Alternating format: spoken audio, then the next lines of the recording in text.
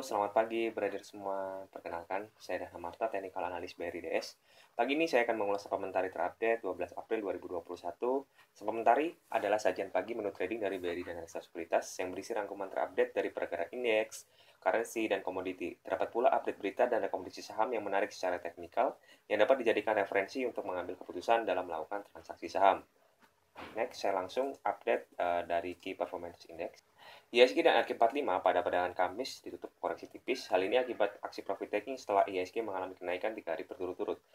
Kenaikan sepekan terakhir cenderung mengikuti pergerakan bursa global yang positif akibat pernyataan proyeksi IMF terhadap perekonomian global yang lebih baik. Pertumbuhan PDB dunia diproyeksi meningkat dari 5,3% menjadi 6%. Dan dari domestik, data consumer confidence kita yang meningkat membuat IHSG dalam tren kenaikan dalam sepekan terakhir.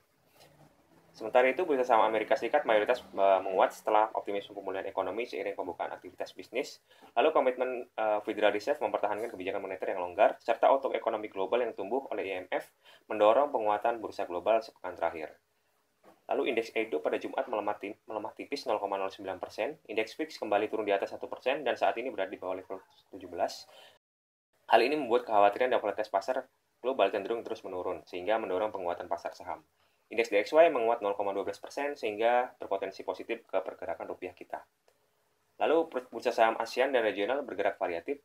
Hang Seng dan Shanghai terkoreksi sekitar 1%.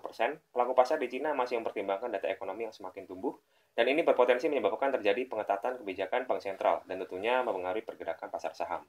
Next, selanjutnya update currency and bond yield. USD ADR menguat pada Jumat dan bergerak di atas level psikologis 14.500. Selanjutnya yield treasury kita cukup stabil di bawah 6,7 dan US 10 year bergerak naik cukup signifikan namun masih di bawah level 1,7.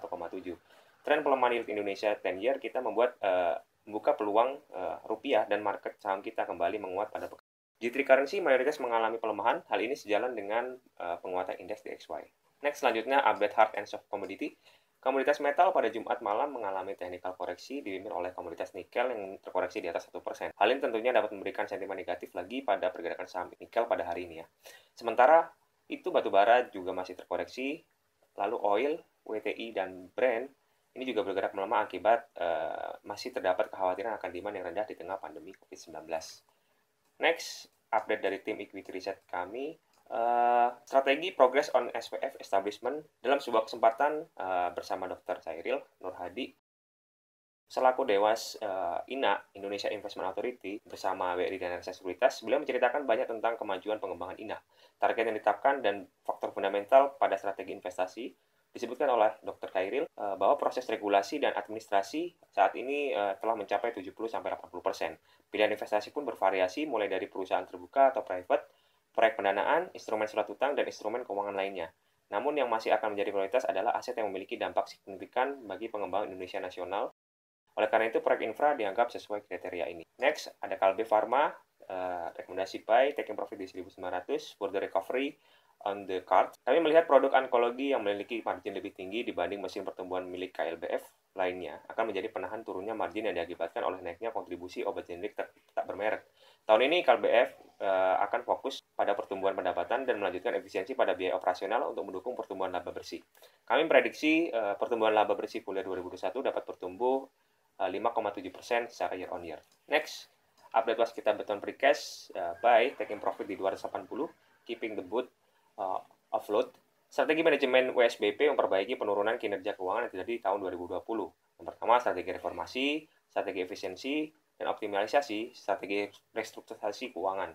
Sedangkan rencana untuk merealisasikan strategi tersebut diantaranya divestasi aset dan saham treasury, menyewakan kapasitas produksi ke pihak ketiga, meningkatkan penagihan bio. Next, ada update BRI Agro, no trade. Pada RUPST yang diselenggarakan Jumat lalu, pemegang saham menyetujui untuk menunjuk Kaspar Situmorang sebagai Direktur Utama Agro. Hal ini seiring dengan fokus perusahaan untuk melakukan rencana transformasi bisnis agro dengan melakukan pengembangan bisnis menjadi digital attacker. Izin dari regulator ditargetkan untuk bisa dikantongi tahun ini, sehingga operasional agro sebagai bank digital sudah bisa dimulai pada akhir tahun ini. Untuk detailnya, Brader bisa download supplementary di official Telegram kami dan linknya ada di caption di bawah ini ya. Next, update trading ideas hari ini. IHSG hari ini diprediksi bergerak mix dengan kecenderungan menguat terbatas, indikator yang masih di negatif melemah, indikator stokastik netral, dan indikator RSI netral. IHSG hari ini diprediksi bergerak di rentang 5.928 sampai 6.116. Next, untuk saham yang menarik yang diperhatikan pada hari ini ada Tower, trading buy, trading range di area 1060 sampai 1135. Indikator yang masih di positif menguat, stokastik netral, dan indikator RSI netral menguat. Selanjutnya ada link trading buy, trading range di area 3190 sampai 3470. Lalu ada Bank Jatim, rekomendasi sell, trading range di area 755 sampai 840, volume transaksi meningkat, indikator yang masih di negatif menguat, stokastik dead cross, dan RSI netral melemah.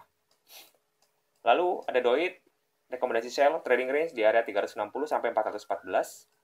Lalu yang terakhir ada Astra, rekomendasi sell, trading range di area 5175 sampai 5450, volume transaksi meningkat, yang masih di negatif menguat, stokastik netral dead cross, dan RSI oversold. Next.